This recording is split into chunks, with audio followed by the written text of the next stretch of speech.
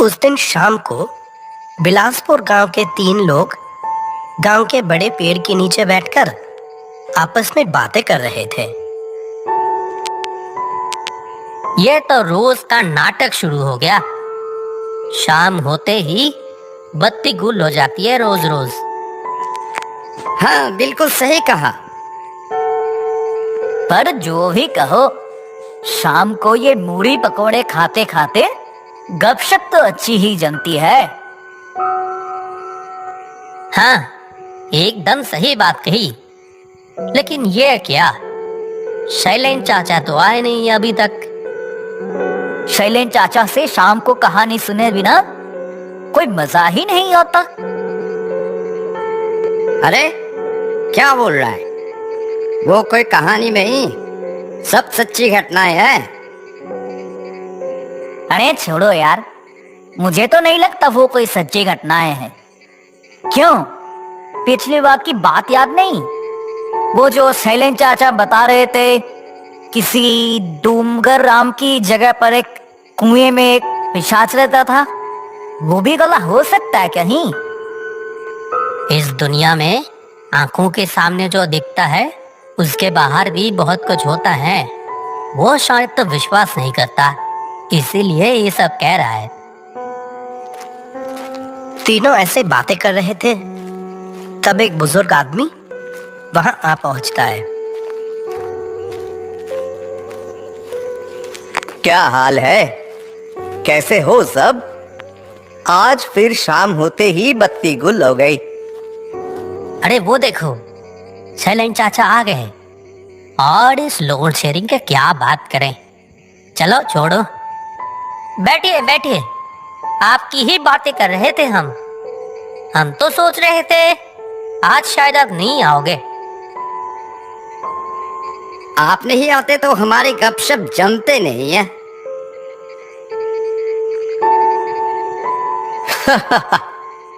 मैं तुम लोगों से उम्र में बड़ा हो सकता हूँ, लेकिन तुम्हारे जैसे जवान लड़कों के साथ बैठकर गपशप करने में मजा ही अलग है। उन बूढ़ों के साथ बैठकर दूसरों की बुराई करना मुझे बिल्कुल नहीं भाता। ये लो चाचा, गरम गरम मूढ़ी पकोड़े। वाह, इस सुहानी शाम में गरम गरम मूढ़ी पकोड़े, बहुत बढ़िया। तो शैलेन चाचा, आज आपके जीवन की कौन सी घटना सुनाओगे? अच्छा चाचा, आपने सामने से कभी भूत देखा है कोई? शैलेन चाचा कुछ देर सोचकर फिर बोलने लगते हैं।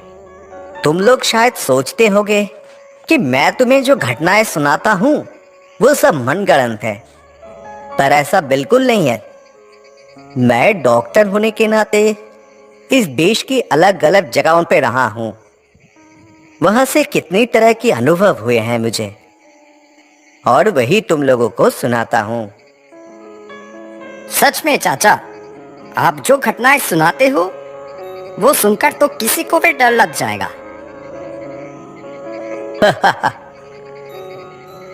शैलेन चाचा, आज ना अपनी आंखों से देखा कोई भूत का किस्सा सुना।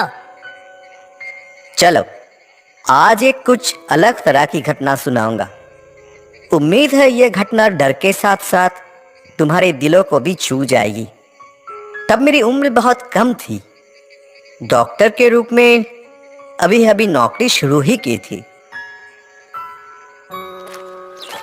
तब मेरी डॉक्टर के रूप में पोस्टिंग हुई थी दुर्लभपुर नाम के एक गांव में।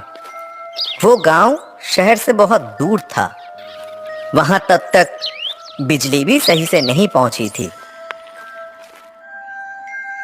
मुझे वो जगह बहुत पसंद आ गई। वहां के लोग भी मुझे कुछ ही दिनों में अपना बना लिया था। उस दिन गांव के 2 लोग मुझसे मिलने आए थे। हमारा ये गांव आपको कैसा लग रहा है डॉक्टर साहब? बहुत अच्छा है ये जगह, बहुत शांत और सुंदर है तुम्हारा ये गांव।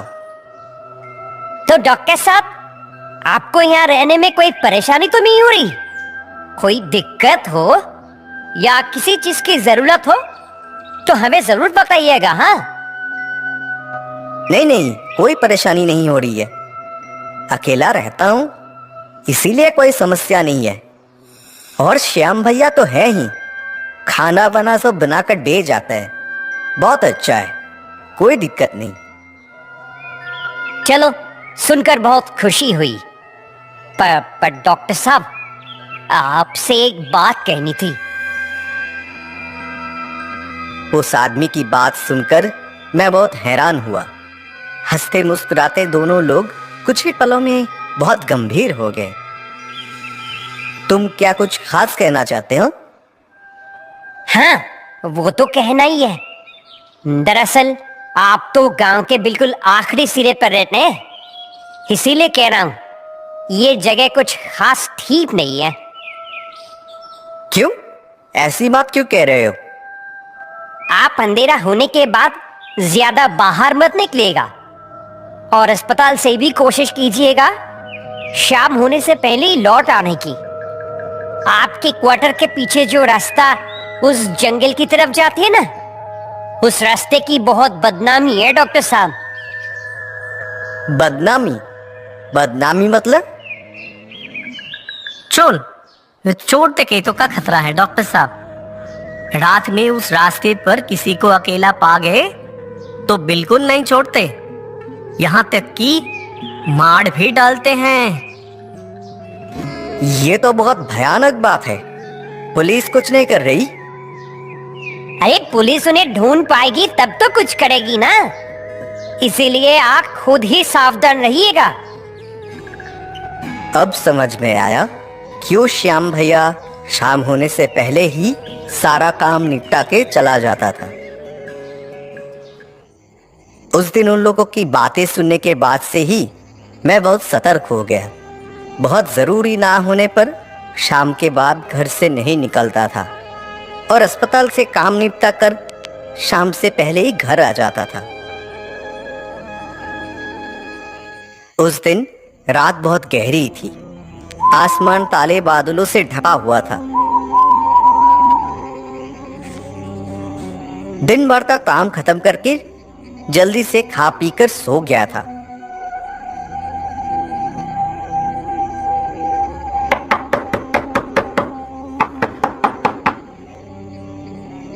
अचानक एक आवाज से मेरी गहरी नींद खुल गई। डॉक्टर साहब सो गए क्या? बहुत जरूरी है डॉक्टर साहब, कृपया एक बार दरवाजा तो खोलिए। गहरी नींद टूटने से तो थोड़ा गुस्सा ही आया।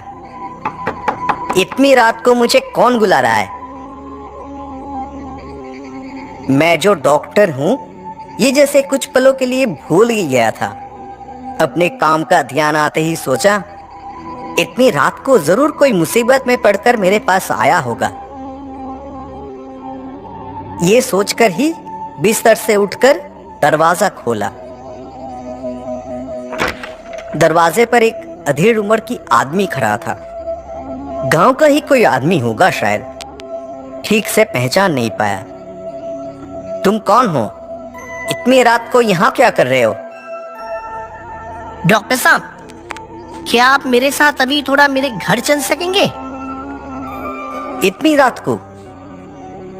हाँ डॉक्टर साहब, दरअसल मेरी माँ की तबीयत बहुत खराब है, बिस्तर से उठ ही नहीं पा रही है। ऐसा है क्या? लेकिन तुम्हारा घर कहाँ है? मेरा घर जंगल पार करके उस दूसरे गांव पे है। दरअसल मेरी माँ की तबीयत बहुत खराब है। मेरे पिताजी भी बूढ़े हो गए हैं। इतनी रात को इसीलिए मैं ही आया हूँ आपको बुलाने। पिताजी तो माँ को छोड़कर आ नहीं सकते। अपनी माँ के प्रति इतनी अच्छी भावना देखकर बहुत अच्छा लगा।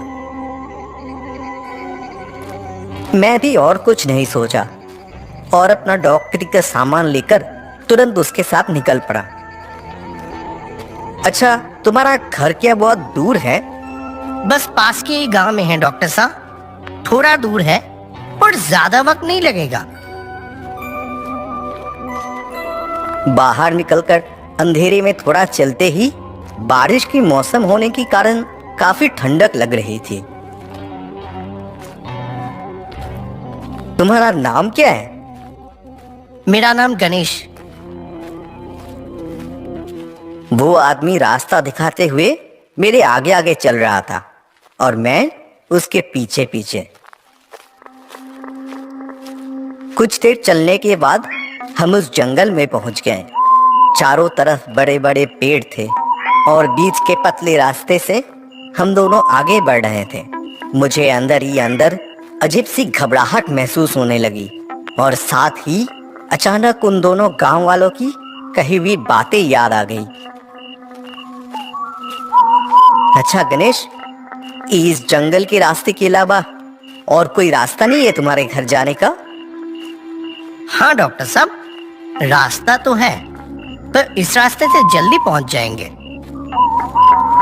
तुम्हारी माँ की तबीयत खराब है बोले, क्या तकलीफ हो रही है तुम्हारी माँ को? माँ का सर बहुत दर्द कर रहा है, साथ ही तेज बुखार है। बहुत तकलीफ हो रही है मेरी माँ को। ये समझने में कोई मुश्किल नहीं हुई कि वो आदमी अपनी माँ से बहुत प्यार करता है। थोड़े और आगे बढ़ते ही लगा जैसे दो साए हमारे पीछे पीछे आ रहे थे।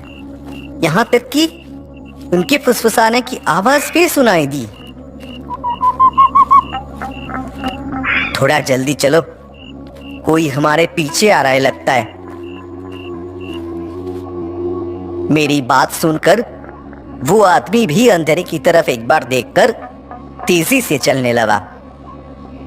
हम इतनी तेजी से चल रहे थे, पीछे उन दो सायों की रफ्तार भी और बढ़ने लगी। ओए, तुम दोनों रुको, बोल रहा हूं।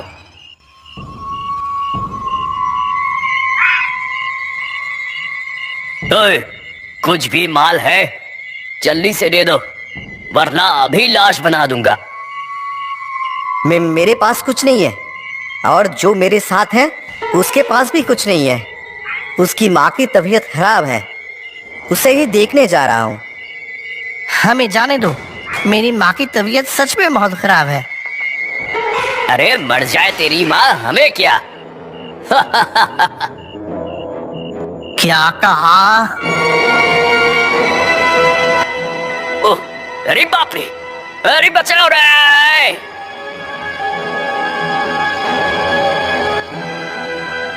अरे ये क्या हुआ? वो गुंडे दोनों ऐसे चिल्लाकर क्यों भागे? वो शायद अपनी गलती समझकर चले गए होंगे। आप अब जल्दी से चलिए डॉक्टर साहब, बहुत देर हो गई। मेरी माँ कैसी है कौन जाने। हाँ चलो चलो। और थोड़ी ही देर में गणेश के घर पहुंच जाते हैं। वो रहा हमारा घर, आप जाइए, मैं यही हूं। तुम नहीं जाओगे अंदर? नहीं नहीं, आप जाइए ना, मैं इधर ही हूं। घर के अंदर जाके देखा, एक बुजुर्ग महिला बिस्तर पर लेटी है। चेहरे पर दर्द साफ दिख रहा था और उनके पास बैठे हैं एक बुजुर्ग आदमी। यही होंगे फिर गणेश के माँ बाप। उन्हें पहली नजर में देखते ही समझ गया कि उनकी तबीयत बहुत खराब है। मेरा परिचय जानकर वो दोनों जैसे खुशी से झूम उठे। डॉक्टर साहब, आप जो यहाँ आकर कितना उपकार किया, हम बता नहीं सकते। मुसीबत इतनी बड़ी थी कि मैं उस आदमी के बारे में कहना ही भूल गया। इस रात को अस्पताल ले जाने की समय नहीं है समझकर घर पर ही कुछ करने का सोचा। बुजुर्ग आदमी से कहा, इन्हें तो बहुत तेज बुखार है, इस हालत में तो अस्पताल ले जाना भी मुमकिन नहीं है। मैं इन्हें एक इंजेक्शन दे देता हूं, उम्मीद है फिलहाल इससे काम चल जाएगा। वक्त जाया न करते हुए इंजेक्शन लगा दिया आधे घंटे के अंदर ही हालत में सुधार आने लगा। आप सचमुच भगवान है डॉक्टर साहब। अगर आप आज समय पर नहीं आते तो। आप चिंता ना करें, सुबह तक बिल्कुल ठीक हो जाएंगी। और मैं भगवान नहीं हूं, बल्कि आप इतने भाग्यवान हैं कि गणेश जैसा इंसान आपका बेटा है। गणेश? हाँ, गणेश तो गया था मेरे घर पर, जाकर बताया कि उसकी माँ की तबीयत बहुत खराब है। उसकी बात सुनकर ही तो मैं जल्दी से चला आया। गणेश आपको बुला लाया अपनी माँ के बारे में सोचकर? ये क्या कह रहे हैं आप? क्यों, क्या हुआ? इतने हैरान क्यों हो रहे हैं? वो बुजुर्ग आदमी एक पुरानी ट्रंप से एक तस्वीर निकालकर मेरे सामने लाकर बोला, देखिए तो, क्या इसने आपको बुलाया था? तस्वीर देखते ही गणेश को पहचानने में कोई मुश्किल नहीं हुई। हाँ, ये तो गणेश हैं। यही तो गया था मुझे बुलाने, और गणेश तो बाहर ही खड़ा है। मुझसे कहा अंदर जाने को, बोला मैं बाहर खड़ा हूं। क्या कह रहे हैं? गणेश, अंदर आओ, अपनी माँ को देख जाओ, वो आप काफी ठीक हैं। कोई जवाब नहीं आया बाहर से। नहीं, वो अब और नहीं दिखेगा। उसका काम जो खत्म हो गया। क्या मतलब? आज से 1 साल पहले की बात है।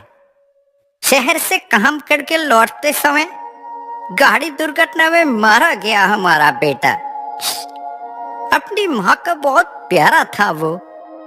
माँ को कोई तकलीफ होती थी तो एकदम पागलों जैसा हो जाता था। उनकी तकलीफ में वो आज फिर से आया था। वो बुजुर्ग आदमी से सब सुनकर मेरे पास कुछ कहने को शब्द नहीं रहे। तब तक सुबह की पहली किरण फूटने लगी थी। सच्चे बेटे कभी नहीं मरते, वो मर नहीं सकते। ये थी वो सच्ची घटना जो मेरे साथ उस दिन घटी थी। वही मैंने बताई। विश्वास करना या ना करना, ये पूरा तुम लोगों पर छोड़ दिया। पर ये जरूर कहूंगा, हर घर में एक ऐसा बेटा जरूर हो जो अपने माँ बाप के साथ हमेशा रहे। वो तीनों और कुछ नहीं कह पाते। बस चुपचाप वो गणेश का चेहरा सोचने की कोशिश करते रहे।